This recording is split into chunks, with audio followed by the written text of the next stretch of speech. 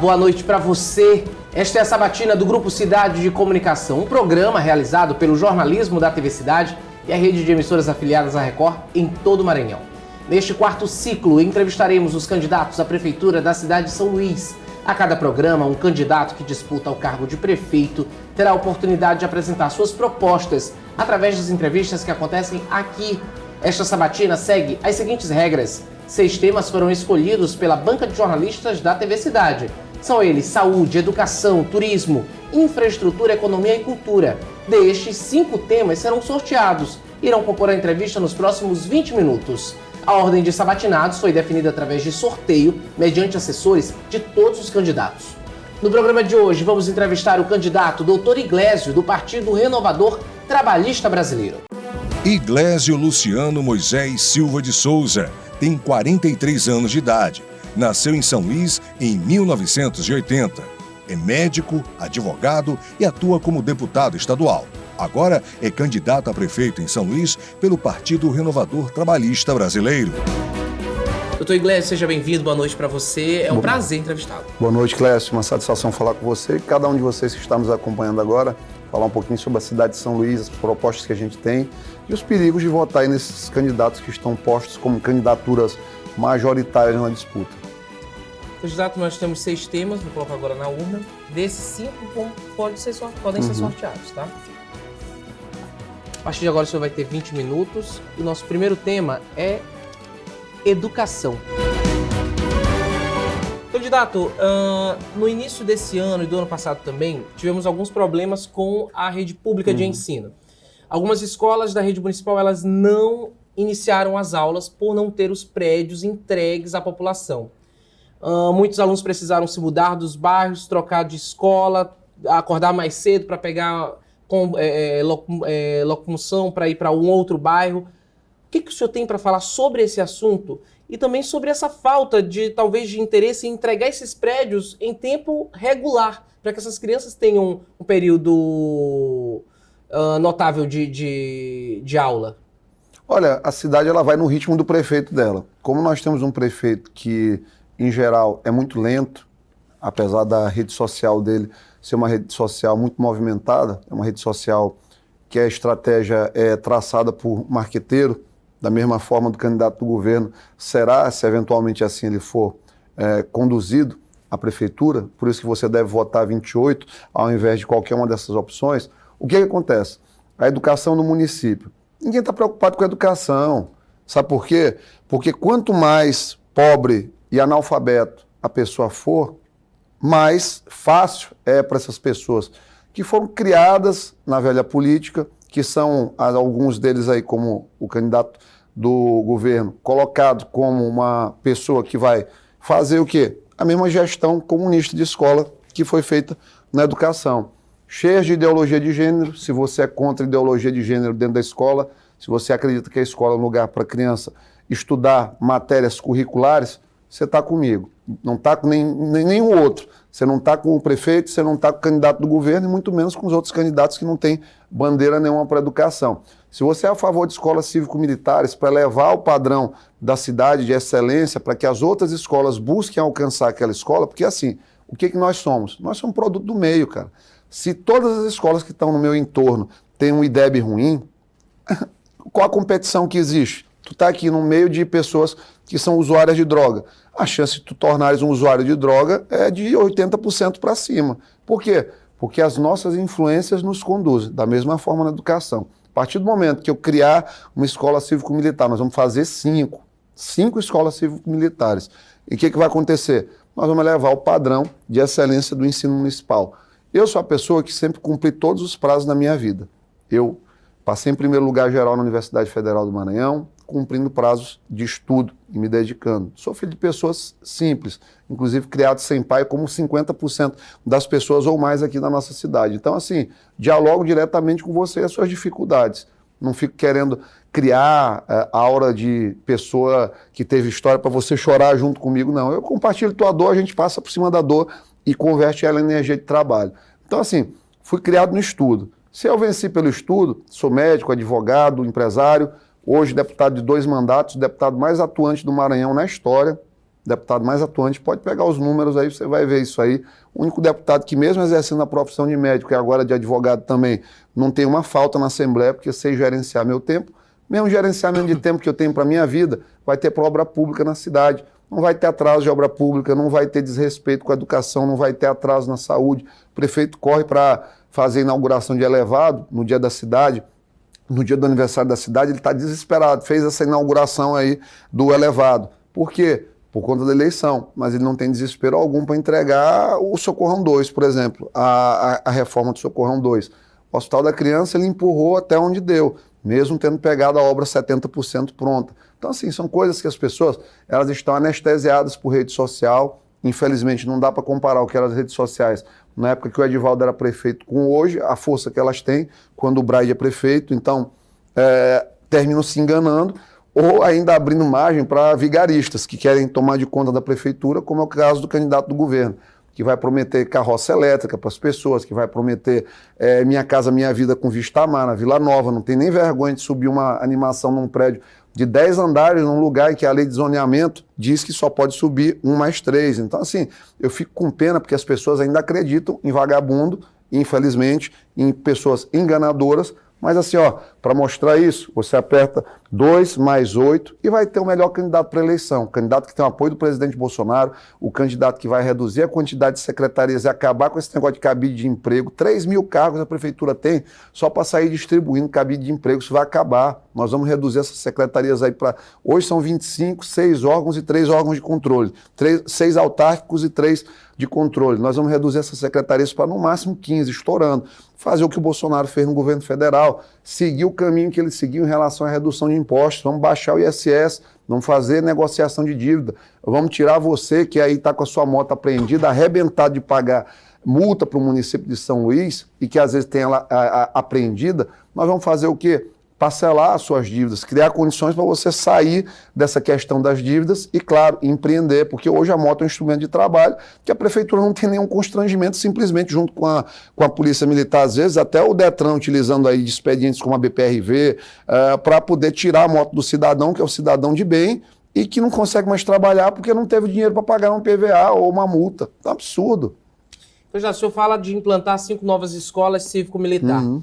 Em relação aos prédios antigos, as escolas que já existem e que atendem essa parcela da população, o que o senhor pretende fazer em relação a isso? Conservação dos equipamentos públicos, ver quais são alugados, quais são prédios próprios da prefeitura. Tem que ter um grande censo, tendo em vista que a Secretaria de Educação nunca responde os ofícios que a gente tem relacionados à transparência. Eles não querem que ninguém saiba os dados que existem na cidade. Eles, tudo assim, mano, procura no portal de transparência, vai lá, não acha.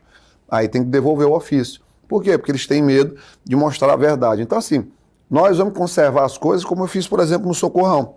Quando eu cheguei no Socorrão, mandei fazer o quê? Pintura em toda a área do hospital, conservação, troca de forro. Nós fizemos lá o serviço de nutrição e dietética, que era uma verdadeira imundície. Pega lá como ficou depois que nós chegamos. A comida era feita no panelão, lá de qualquer forma, ao final estava com um maravilhoso forno elétrico de preparo adequado, com um nutricionista altamente capacitado, escolhida mediante seletivo, não foi indicação minha pessoal, não foi ninguém nosso que estava lá à frente, tanto que ela ficou 6 anos depois que a gente saiu, ela manteve como nutricionista 6 ou 7 anos à frente da direção do serviço. Por quê? Porque era extremamente competente. Então, o que acontece? A visão vai ser sempre de conservar os prédios. Quando eu fui presidente do Mota, ajeitei, entreguei um CT novo. Então, assim, tem que ter o recurso sempre da conservação. Hoje o pessoal só tem o recurso da inauguração.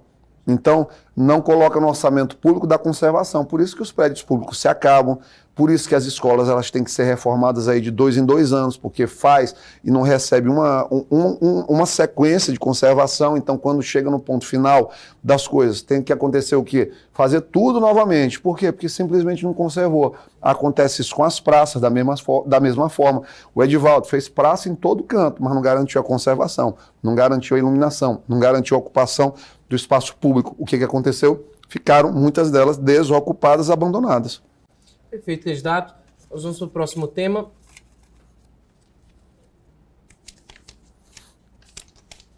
Vamos falar sobre saúde. Candidato, o senhor foi diretor do Socorrão 2. 1.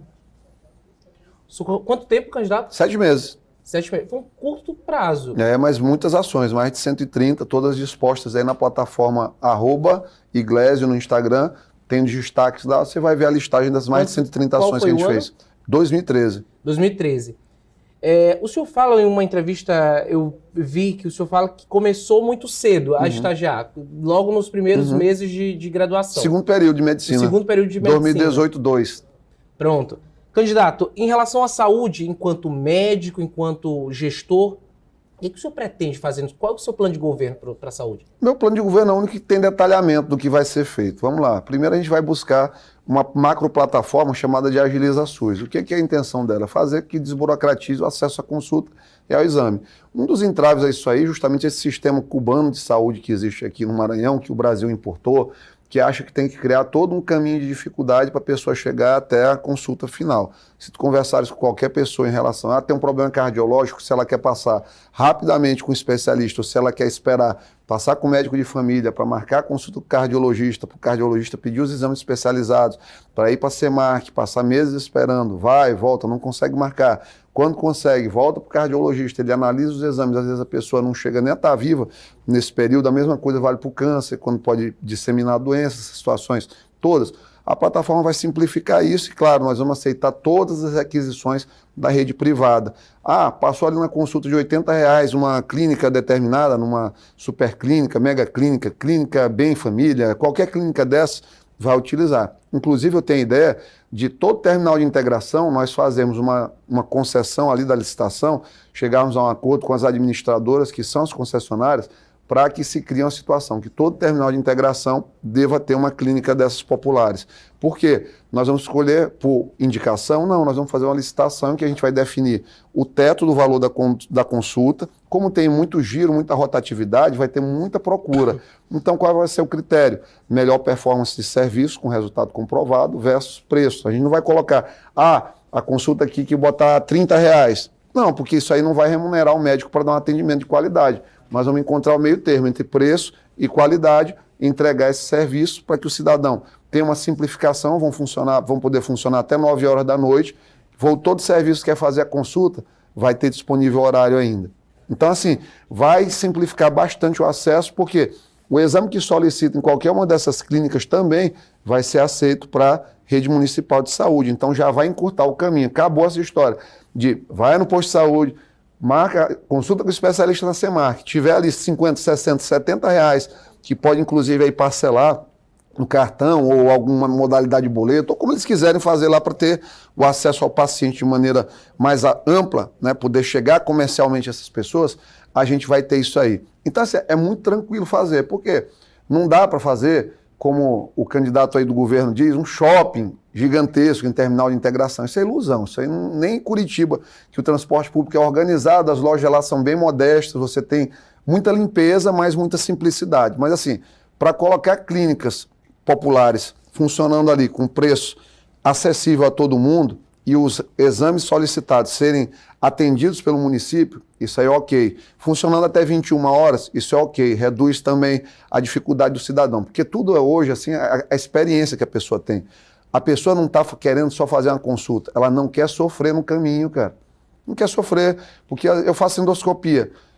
Muito paciente abaixo de 40 anos quer fazer o exame. A maioria não precisa. O que acontece? A pessoa, às vezes, nem sabe disso, mas ela precisa passar, às vezes, pela experiência de fazer o exame para entender que não era tão necessário. Da mesma forma, o paciente, ele quer uma experiência tranquila na consulta e o exame para estar ao final. Não, eu não tenho nada. Aqui não, a pessoa vai empurrando, o acesso é tão dificultoso, é tão problemático, uma coisa assim revoltante, que a pessoa às vezes desiste no meio do caminho. Quer saber? Nem aí, deixa do jeito que está, 6 meses depois vem um derrame, 6 meses depois vem um infarto. E aí o que acontece? Hoje nós temos no estado do Maranhão, e muito por conta de São Luís, 2 vezes a mortalidade dobrada em relação a 4 anos atrás. Nós estamos andando para trás em termos de protocolo de atendimento às pessoas com acidente vascular cerebral e infarto agudo do miocárdio. Seria o fim da central de marcação de consulta? Não, o fim não tem que ser, mas assim, tem que obedecer ao que o SUS diz, que o sistema tem que ser descentralizado. Toda unidade básica de saúde é uma central de marcação de consulta. Todo celular que tem acesso a um aplicativo, um atendimento WhatsApp, vira uma central de marcação de consulta. Um local para centralizar os processos, centralizar os servidores, os computadores também que fazem a operacionalização do sistema, tem que ter uma central de marcação de consulta. Não tem que ser o fim de nada, mas tem que ser o começo de uma nova forma de fazer. Tem que ser o começo de uma nova forma de fazer, porque assim, as ferramentas hoje existem, os processos estão disponíveis, as boas experiências estão disponíveis. Falta a gente o quê? Que primeiro entenda do impacto que isso aí gera nas pessoas e segundo, que saiba como fazer. Cara, tudo que tu me colocares para estudar 10, 30 minutos, eu vou conseguir entender de uma forma muito abrangente. Os outros não querem abrir um livro para vir conversar com vocês aqui. Então assim, como é que você que está me olhando agora vai entregar seu voto para uma pessoa que não quer estudar o básico para te atender? Então assim, precisa realmente ter um comprovado desempenho no ensino, no aprendizado, para poder buscar resolver os problemas da cidade, que senão vai bater cabeça 4 anos, como geralmente os gestores fazem. E não se engane, continuar a votar nesse prefeito vai ser pior. Vocês sabem que o segundo mandato sempre é pior do que o primeiro. Jota, a gente falou ainda há pouco do Socorrão, mas vamos voltar a falar do Socorrão. O Socorrão ele atende a demanda da capital, a demanda da região metropolitana e o interior do estado. Hospitais superlotados, tanto Socorrão 1 quanto Socorrão 2. E um outro problema apareceu esse ano e ano passado, que foi a comida oferecida dentro dos hospitais, que foi alvo de reclamação consecutiva na internet. Comida sempre foi uma preocupação basilar minha, básica, em tudo que eu passei. Socorrão era uma nojeira. Primeiro que faltava comida, e antes era uma comida ruim. Pergunta para os funcionários que viveram lá em 2013, o desafio, pode perguntar para qualquer um se não era uma comida boa que a gente servia. Diferenciada. Segundo ponto, motoclube. Fui presidente do Moto. Faltava comida. Quem acompanha futebol aqui sabe a situação caótica que o Moto se encontrava naquele momento. Resolvi. Nutrição, dietética, suplementação. O time começou a se organizar, ganhamos respeito de novo. Então assim, a alimentação, cara, é o ponto básico, tanto para quem trabalha, como quem, por exemplo, está em tratamento. Porque assim, se você não recebe uma comida de qualidade, até o teu humor no trabalho piora e a tua recuperação é comprometida, porque você come mal, você demora para almoçar, você fica hipoglicêmico, você tem oscilação nos níveis de açúcar do sangue, então tudo isso aí compromete. Candidato, em relação ao Socorrão 1 e Socorrão 2, o que o senhor faria para tentar... Faria um novo hospital? Aumentaria o hospital? O que teríamos de proposta? Não é que teria, tem que fazer, porque assim, hoje, um tem 180 e poucos leitos, outro tem 117, 115, nessa base aí, depende da enfermaria estar disponível ou não, e tem muita gente em corredor. Esse papinho de que, é porque o Estado tem muita gente que manda para a capital, mentira, São Luís recebe dinheiro para atender essas pessoas, não recebe para manter 2 hospitais como tinha em 1996, quando a cidade tinha 700 mil habitantes, e hoje nós temos mais de 1.100.000, então, e atendemos aí a grande metrópole toda, que chega aí em 400, em 500. Então, assim, realmente, se eu tiver só 2 hospitais, com a mesma população de 30 anos atrás praticamente, vai estar sempre superlotado. Então, vamos construir um hospital. Onde vamos construir o hospital? Onde o plano de mobilidade urbana mostrar que é interessante e onde a estratégia de saúde do município mostrar que é interessante. Vamos chegar, vamos tentar negociar o terreno. Não conseguimos negociação, supremacia do interesse público, vamos desapropriar, pagando, desapropriação, não é expropriando, como o pessoal do comunismo fez com o Hospital dos Médicos, lá, o HCI. Então, assim, até o HCI, a compra dele, permanente, para o município, é uma situação que pode ser vista, porque o HCI, eles criaram uma história que o HCI agora tem projeto estrutural defeituoso. Mentira, só questão de conservação. Então, assim, é uma estrutura completamente passível de recuperação. Os grupos médicos que estão lá estão altamente endividados, porque tomaram o hospital dos caras e não pagaram o dinheiro do aluguel para eles, ficaram com um rombo, então a dívida deles bancária disparou. Então, assim, é entrar na situação e considerar, inclusive, ao invés de, vamos fazer um novo, vamos comprar aqui o HCI e fazer um menor, aqui dimensionar de forma diferente, vamos transferir o Socorrão 1 temporariamente lá para o HCI, enquanto reforma o Socorrão 1 e quando sair eu comprei e fico com os 3 hospitais. Então, tem muita coisa a ser feita, a necessidade de leitos hospitalares é grande, de leitos hospitalares de UTI é maior ainda na cidade. Hoje a gente sabe do drama, UTIs aí do Carlos Maceira, Hospital da Ilha, sempre povoadas de pessoas, cheia de gente, então tem que ser atacado esse problema pelo município também. Hoje não é. Perfeito, candidato. Chegamos nos minutos finais da sua entrevista. O senhor tem 1 minuto e 50 para suas considerações finais. Maravilha. Nessa eleição aqui tem 7 candidatos, 3 candidatos aí disputando de fato. 2 que são escolas e cria do Flávio Dino. Fazem a mesma coisa que o Flávio fazia aqui no município e que acabou com o Maranhão. O Braide foi líder de governo, governa igual. Da mesma maneira autoritária, da mesma maneira desorganizada, porque a prefeitura não tem um plano de mobilidade urbana.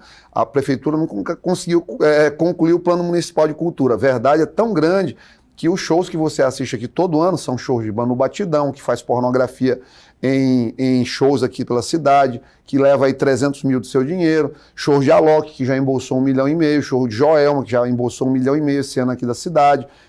Se a gente pegasse 3 milhões de reais e fosse fazer carrinho de mais renda, para distribuir para essas pessoas, aqueles carrinhos de pequenos empreendedores, ou fosse investir isso aí nos feirantes, por exemplo, só de mais renda daria para fazer o quê? Mais ou menos uns 6 mil carrinhos do mais renda. Então, assim, a diferença é muito grande de pensamento a respeito da cidade em relação a essas candidaturas. Em termos de posicionamento político, você se identifica, em geral, conosco. Nós somos contra a proibição total e multas pesadas para quem use drogas em espaço público. Somos contra o aborto, vamos fazer uma rede de prevenção ao aborto na cidade de São Luís. Os mais de 7 mil abortos ilegais que são feitos todo ano nesta cidade, a prefeitura nunca enfrentou. Temos o apoio do Jair Messias Bolsonaro, que foi um presidente que quem acompanha sabe que foi o melhor presidente do Brasil nos últimos tempos e que teve essa perseguição, infelizmente, aí dos meios da grande mídia nacional e do Supremo Tribunal Federal foi perseguido. Mas tudo isso aí vai passar. Inclusive, ele está vindo para São Luís, muito provavelmente, aí nos próximos dias, para nos dar esse apoio. Então, nós vamos conseguir construir uma cidade com menos impostos, maior eficiência administrativa. Se você quer continuar na vida atual, vote nos que estão aí e nos do governo. Agora, se quer mudar, 28, só tem essa opção na eleição. O resto é mais do mesmo, é figurante de eleição. Candidato, seu tempo encerrou. E eu quero agradecer pela sua presença e pela sua disponibilidade aqui no programa Eleições. Obrigado, Clécio. Forte abraço a você que nos assiste. O programa Eleições 2024, o voto na Record, termina aqui. Nós temos um novo encontro amanhã. Agora você fica com o Jornal da Cidade.